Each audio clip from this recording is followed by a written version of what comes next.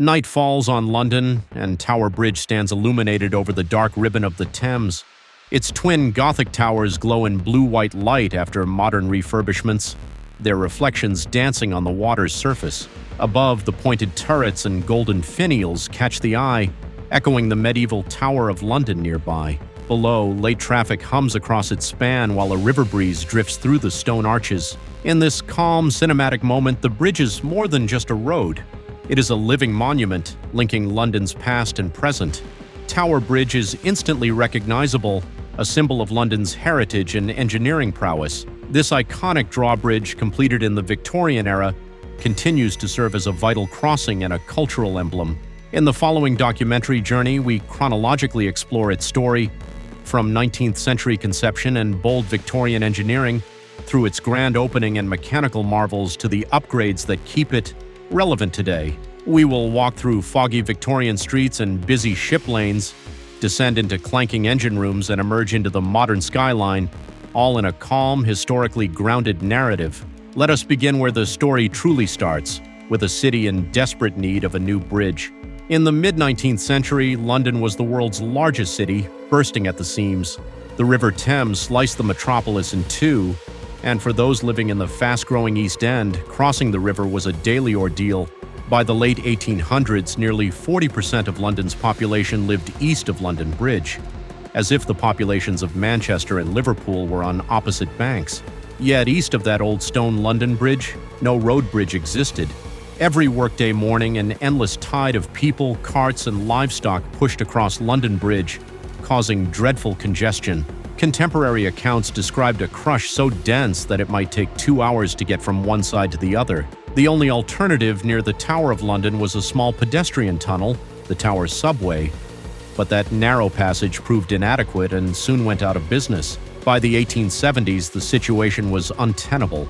The East End's industry was booming, and the Port of London upstream of the Tower was one of the busiest in the world, with thousands of ships anchoring in the Pool of London each year. How could a new bridge be built downstream of London Bridge without choking off this vital shipping artery? Petitions poured in from businesses and residents urging the city to find a solution. In 1876, their calls were heard. On 10th February 1876, the Corporation of London established the Special Bridge or Subway Committee to investigate building a crossing east of the Tower of London. The committee's challenge was daunting. They needed a design that allowed both the unimpeded passage of tall-masted ships and the efficient flow of road traffic. In effect, Victorian London demanded a bridge that could open for the river and yet be a permanent roadway for the city. The committee launched a public design competition, inviting engineers and architects to propose solutions for this unique bridge. The response was extraordinary. Over 50 designs were submitted for consideration. The proposals ranged from ingenious to fantastical, each attempting to solve the riddle of spanning the Thames without blocking it. One concept by engineer George Barclay Bruce envisioned a rolling bridge, an ambitious mechanism that could somehow roll or fold out of the way of ships. Another, by inventor Frederick Barnett, imagined a duplex figure-8 bridge, effectively two looping roadways that would allow ships and carriages to pass simultaneously without interference. Perhaps the most dramatic was a design by Sir Joseph Bazalgette, famed designer of London's sewers. He proposed a high-level single-span bridge so tall that no ship could ever hit it. His bridge would have towered over the Thames, dwarfing any vessel of the day and eliminating the need for moving parts. However, his plan was deemed impractical. The approaches would be steep and costly, and such a sky-high span risked isolating pedestrians. Notably, many early submissions did not feature the twin towers we associate with Tower Bridge today. The name Tower Bridge originally simply denoted proximity to the Tower of London, rather than a bridge with towers. Indeed, some proposals looked nothing like the iconic form eventually chosen. As the committee sifted through designs, they kept returning to the idea of a movable bridge, one that could open when needed and close to form a roadway. By 1884, an emerging favorite combined practicality with a nod to London's architectural heritage. This design was submitted by the city architect, Sir Horace Jones, working with a talented civil engineer, Sir John Wolfe Barry. Jones cleverly submitted his plan under a pseudonym, an amateur, to ensure it was judged on merit, not his reputation. His proposed solution was a bascule bridge flanked by suspension spans, essentially a drawbridge in the middle with conventional spans on either side. Each roadway half at the center could tip up like a giant seesaw, creating a 200-foot wide passage for ships. This concept met the core requirement. When opened, it offered full clearance for tall ships, and when closed, it provided a low-level direct road link for carts and pedestrians. After 8 years of debate, the Special Bridge Committee finally approved this design in October 1884, and it was swiftly endorsed by Parliament. The era of procrastination was over. Tower Bridge was about to be born. Parliament passed the Tower Bridge Act in 1885, laying down conditions for the new structure. The design, now often referred to as the Tower Bridge in documents of the time, was fixed in law, a central opening span of 200 feet, with a clearance of 135 feet above the water when raised. The bridge, when closed, would have a clearance of 29 feet at high tide, enough for barges but not tall ships. Each flanking span between the towers and riverbanks would stretch 270 feet. Crucially, the act also stipulated that the bridge's appearance must harmonize with the architecture of the Tower of London. In an age proud of its medieval heritage, this meant the engineers could not build a starkly modern iron structure that clashed with the nearby 11th century fortress. The bridge would need a Gothic dress on its modern frame. Jones and Barry's plan rose to that challenge. Their bridge would be a true hybrid, part suspension bridge, with chains supporting the side spans, and part bascule bridge with the central leaves pivoting. Two mighty towers would anchor the composition, Gothic in style with pointed arches, ornate cornices, and stone turrets that visually echoed the turrets of the Tower of London. But beneath this historical facade, the bridge would be a marvel of contemporary engineering. Inside each tower, a steel framework provided the real support, and the stone exterior was essentially a protective and decorative shell. Over 11,000 tons of steel went into the skeleton of the towers and high-level walkways, which were then clad in Cornish granite and Portland stone for strength and aesthetics. This blending of old and new was a deliberate choice. The stone not only shielded the metal from the elements, but also ensured the bridge would satisfy Victorian tastes and the Parliament's mandate for a harmonious design. Tragically, Sir Horace Jones did not live to see his vision fully realized. He died suddenly in 1887, just a year into construction. The project's leadership fell entirely to Sir John Wolfe Barry. Barry, along with his key team members, including Henry Mark Brunel, son of the great Isambard Kingdom Brunel, as assistant engineer and Edward Crutwell as resident engineer, carried the torch forward. They also refined some of Jones's plans. For instance, Jones's original idea for an arch spanning between the towers, seen in early illustrations, was abandoned due to concerns that tall ship masts would strike it. In its place, the design adopted the high-level walkways we see today, open spans between the towers that pose no obstacle to rigging. Barry's team even enhanced the Gothic detailing under the guidance of architect George Stephenson, making the bridge even more ornately Victorian. With the design settled and legal approval granted, all that remained was the colossal task of building Tower Bridge, a feat of engineering that would push late Victorian technology and manpower to their limits. Ground was broken for Tower Bridge on 22nd of April 1886. The site at the Tower of London's edge buzzed with activity as workers prepared to sink the massive foundations into the riverbed. To support the two great towers, enormous piers had to be constructed underwater. Workers floated out huge iron caissons, essentially giant bottomless boxes, and sank them into position. Once in place, water was pumped out of these caissons, creating a dry work chamber on the riverbed. Inside, men known as sandhogs labored in damp, pressurized air, digging out mud and clay by hand. Above them on the open river, steam-powered cranes whirred and groaned to haul away the spoil. Slowly, over months, the first pier descended almost 8 meters, 26 feet below the Thames, until it rested on solid ground. The second pier could not be started until the first was finished and the temporary staging removed to keep a navigable channel open for ships. This careful choreography meant the foundations alone took years. The two piers, containing some 70,000 tons of concrete, were not completed until 1890. Once the massive piers were in place, the visible bridge began to rise. From 1890 onward, a forest of cranes and scaffolding sprouted on the banks of the Thames. Piece by piece, the steel skeleton of Tower Bridge took shape. Riveters swung hammers high above the water, fixing thousands of rivets into the iron plates and girders. The noise of metal on metal rang out over the river, while below tugboats chugged past, carrying materials to site. Onlookers could already discern the form of two stout towers growing skyward.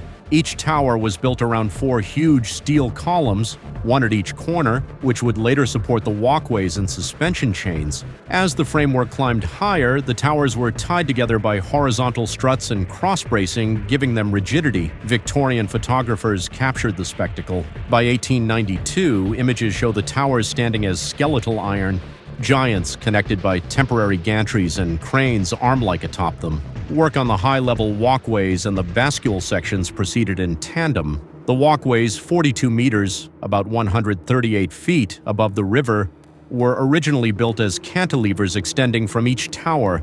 Later they would be joined and in 1960 subtly reinforced with discrete suspension rods. The bascules, the moving road spans, were constructed in the open position. Each bascule was a gigantic hinged arm extending from the river piers. They were fitted with enormous pivot joints and waiting to receive their counterweights. By late 1893, the main structural work was nearing completion. On 31st January 1894, workers set the last stone in the South Tower's upper turret, marking the end of major masonry work. The bridge's outline, towers, chains, walkways, and road spans was complete, though much remained to be finished internally. Inside the towers and in adjacent engine houses, engineers installed the heart of the bridge, its hydraulic lifting machinery. Huge steam boilers were mounted to provide power. Twin steam engines with gleaming pistons and 9-foot flywheels were assembled, their purpose to drive pumping equipment that would generate the hydraulic pressure to lift the bascules. 6 accumulators, iron cylinders storing water under high pressure, were set up like giant batteries, ready to accumulate the energy and release it on command. The Victorian machinery, with its pipes, valves, and gauges, had an almost steampunk grandeur. Workers laid wooden decking across the roadways and installed the ornamental details on the exterior, the Victorian Gothic trim that disguised vents and chimneys, one cleverly made to look like a lamppost. By mid-1894, Tower Bridge was essentially finished and had cost the city about £1.184 million, a huge sum then, equivalent to over £170 million today. In truth, with various land purchases and adjustments, the final cost may have been closer to £1.6 million. It had taken 8 years, the efforts of 5 major contractors, and the daily toil of 432 construction workers on site to bring Tower Bridge into being. The result was a bridge like no other, an unprecedented combination of industrial might and fairy tale design, now ready to be unveiled to the world. Tower Bridge on its opening day, 30 June 1894. Crowds gathered along the new roadway and on boats in the Thames as the bascules were lowered, ready to lift for the first official vessel. The Prince of Wales, the future King Edward VII, presided over the inauguration at noon, accompanied by Princess Alexandra. On the day of the grand opening, London awoke to celebrate its newest landmark. June 30th, 1894 was declared the official opening day of Tower Bridge, and excitement rippled through the city. Flags fluttered from the bridge's turrets and along the Thames embankments. A crowd of thousands assembled, from ladies with parasols and gentlemen in top hats to local dock workers and curious children perched on parents' shoulders. At 12 noon, the Prince of Wales, acting on behalf of Queen Victoria, formally opened the bridge. With ceremonial flourish, he and Princess Alexandra stepped forward to an ornate lever. Accounts vary, some say a simple signal was given, and the great bascule spans of Tower Bridge were raised for the first time in an official capacity. Below on the river, the very first vessel to pass was the harbor master's small steamboat, aptly named Daisy. As Daisy glided through the gap between the towers, whistles and horns of ships sounded in celebration, and a cheer went up from the assembled crowds. The age of Tower Bridge had begun. In the days immediately following, the public was allowed to experience the bridge up close. On July 9, 1894, Tower Bridge opened from 5 a.m. to 9 p.m. exclusively for pedestrians, free of charge. An astonishing 141,000 people crossed the span on foot that day. Imagine the scene. A constant stream of Londoners strolling across the broad roadway suspended over the Thames, marveling at the views and the bridge's ornate features. Newspapers reported impromptu races among spirited youths to be the very first to sprint from one end to the other. The lower-level road deck, surfaced with wood blocks for the comfort of horses, resounded with the clatter of footsteps and laughter. Up above, the high-level pedestrian walkways also opened, offering an even loftier vantage point, though many found the 206-step climb too much effort, except when the bascules were raised. After the initial novelty, Tower Bridge settled into daily use as an indispensable artery. By late July 1894, it was open around the clock, and an estimated 8,000 horse-drawn vehicles crossed each day, alongside some 60,000 pedestrians on foot. The relief to East London's congestion was immediate and palpable. No longer did carts from the South Bank need to detour miles upstream to London Bridge. They could now cross directly near the docks, saving hours. The Pool of London shipping traffic also continued unabated. The bridge was lifted whenever a tall-masted ship needed to enter or leave upstream. In its first year of operation, Tower Bridge opened an incredible 6,000-plus times, an average of 17 times a day, to accommodate river traffic. It was by far the most sophisticated bascule bridge of its era, and Londoners took great pride in this marvel. Not everyone was immediately charmed by the bridge's appearance. Some Victorian critics sniffed that its blend of styles was awkward. The Pall Mall Gazette, for instance, remarked on a variegated ugliness about the new bridge, but such opinions were drowned out by the general admiration. The bridge quickly became a beloved fixture of the London skyline, and artists, photographers, and postcard printers embraced it as a quintessential image of the city. In Guildhall, the painter William L. Willey's grand canvas of the opening of Tower Bridge captured the scene with impressionistic drama. Tower Bridge was born into the age of photography and even early film, ensuring its prominence in the visual record of the 20th century to come. Beyond its striking looks, Tower Bridge was a triumph of engineering ingenuity. At the core of its design was the bascule mechanism, the drawbridge that could lift to allow ships through. The term bascule comes from the French word for a seesaw, and indeed, each half of the road deck pivots around a massive axle set in the base of the tower, much like a child's seesaw. What made Tower Bridge's bascules remarkable was their scale and balance. Each leaf of the roadway is 100 feet long and weighs about 1,070 tons, including its counterweight and roadway. Yet thanks to giant underground counterweights that exactly balance the span, relatively little force is needed to swing them open. When operating properly, two men with their hands on control levers could, by triggering the hydraulic system, raise the entire span to its full 82-degree angle in just about 5 minutes. In the 1890s, this lifting power was achieved with a state-of-the-art steam hydraulic system. Let us imagine a ship approaching Tower Bridge in those early years. As it neared, it would signal its arrival. By law, vessels had to request a bridge lift in advance, and the bridge staff would halt road traffic well in time. Red semaphore signals, and later red lights, would be displayed to stop carriages, and a warning bell rang out on the roadway. On the river, a tugboat was often on station to assist sailing ships through the opening. Down in the bridge's engine rooms, an alert would come, perhaps a clang on a brass bell, and the resident engineers sprang into action. First, steam had to be available at the ready.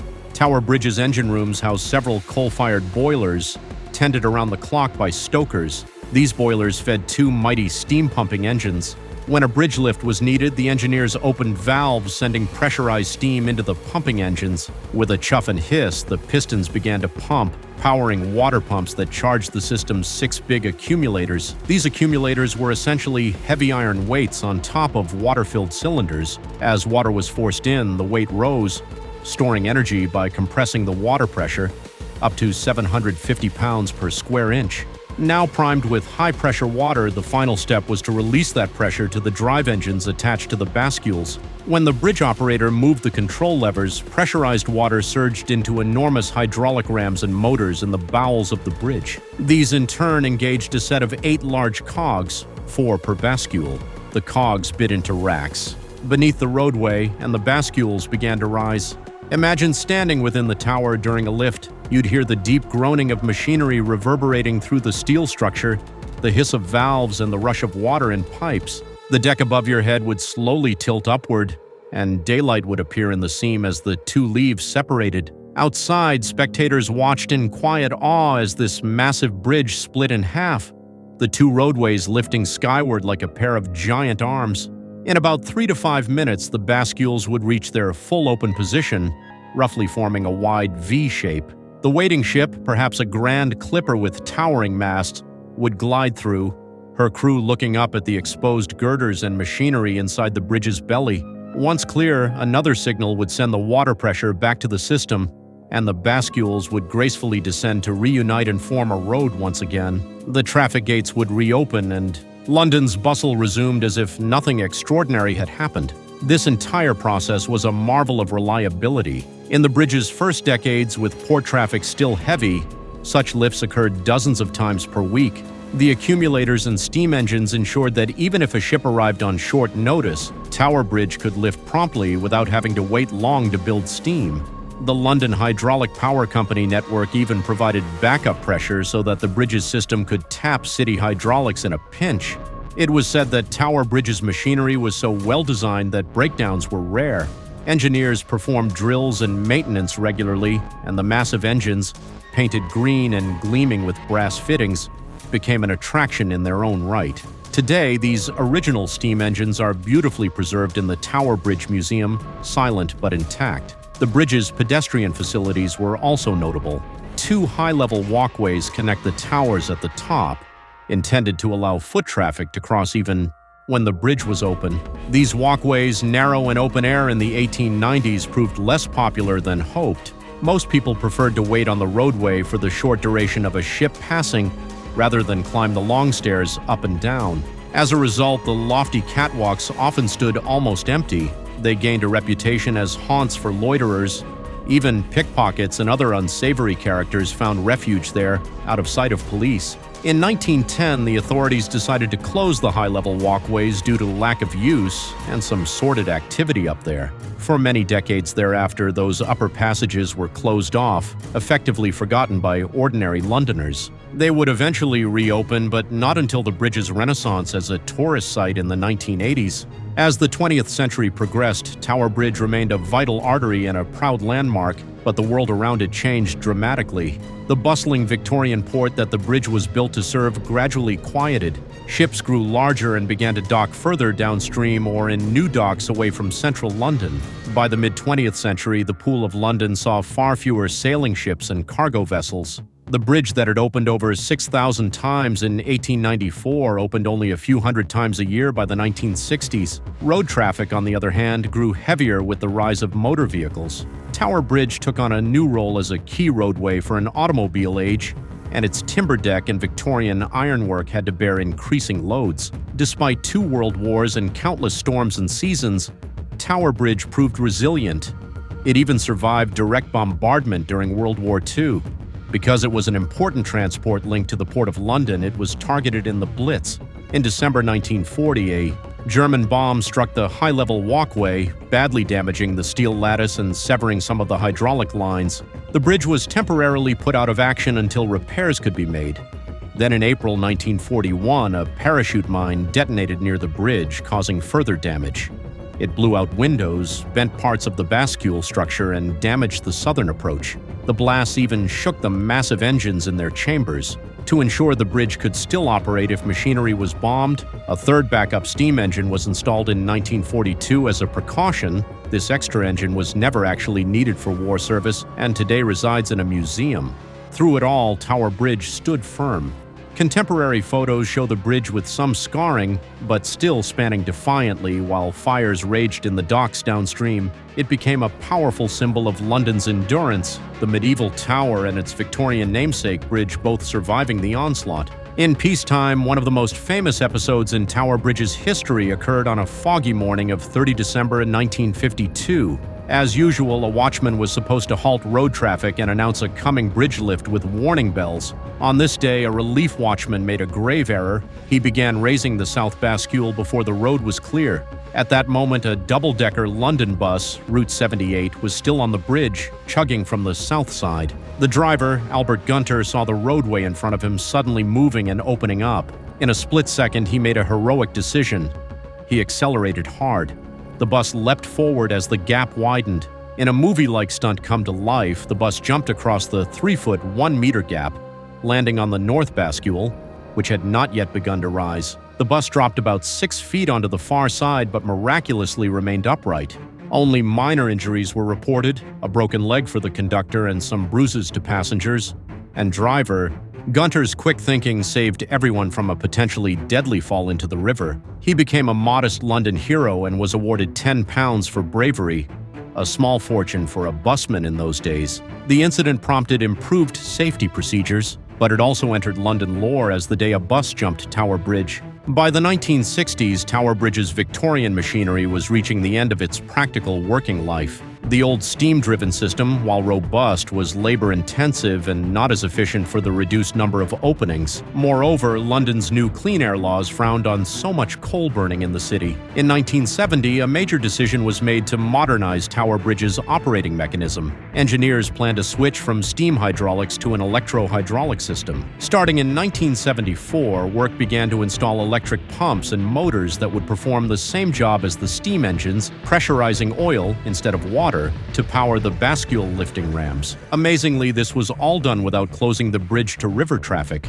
The new machinery was installed in parallel while the old system still functioned. In 1976, the conversion was complete. For the first time in 82 years, Tower Bridge's bascules were no longer driven by steam, but by electricity. The Grand Victorian engines were shut down and preserved. The bridge's lift control moved to a modern console, and one could raise the spans with the push of a button. The new system was smoother and required far fewer personnel to operate. Tower Bridge itself was by then recognized as a historic structure of great importance. It received a Grade 1 listing, a protected heritage status, in 1973, ensuring that any changes would be carefully controlled to preserve its character. The decades had seen the bridge painted and repainted. Its original color was a chocolate brown, which lasted until a bold new red, white, and blue scheme was applied for Queen Elizabeth II's Silver Jubilee in 1977. This patriotic tricolor added a fresh pop to the bridge's appearance, highlighting its details in red, white, and a bluish gray.